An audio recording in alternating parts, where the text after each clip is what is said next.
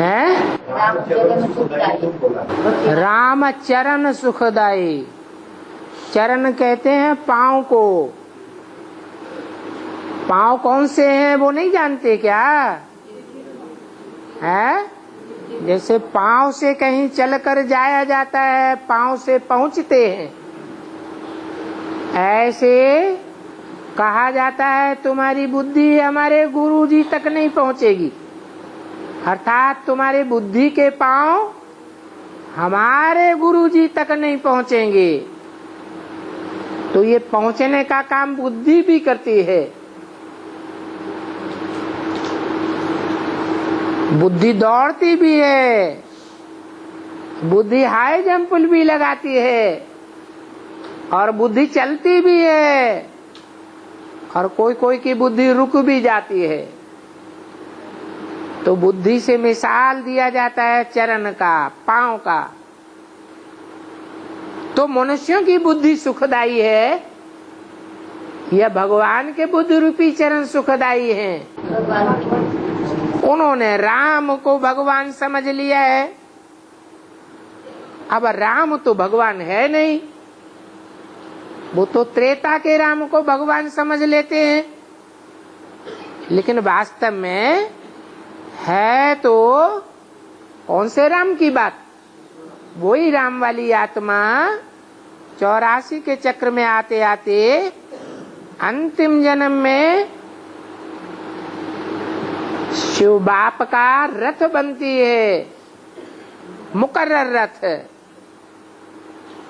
तब कहा जाता है रामचरण सुखदाई। और सभी जन्मों में सुखदाई नहीं कहेंगे, क्योंकि और जन्म के लिए तो मुरली में बोला है, राम सीता को खादी का राजा रानी कहेंगे। क्या मतलब? खादी ठंडी में गरम रहती है और गर्मियों में ठंडी रहती है,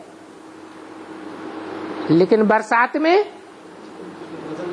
भारी हो जाती है, चिपकती है, धूल मिट्टी में बहुत गंदी हो जाती है,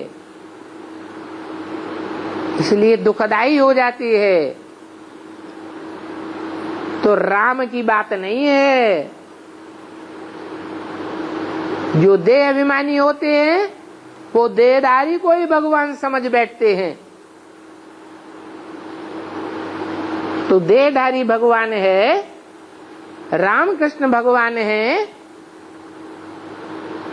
या शिव बाबा भगवान है? शिव बाबा भगवान है। शिव की आत्मा अलग है और राम की आत्मा अलग है। राम कृष्ण कहे तो जाते हैं। ये दो बैलों की जोड़ी तो है, परंतु ये तो बैल हैं, ये कोई शिव बाबा नहीं है। तो इनके पांव, राम कृष्ण के पांव सुखदाई नहीं है। किसके पांव सुखदाई है? शिव बाबा के पांव सुखदाई है।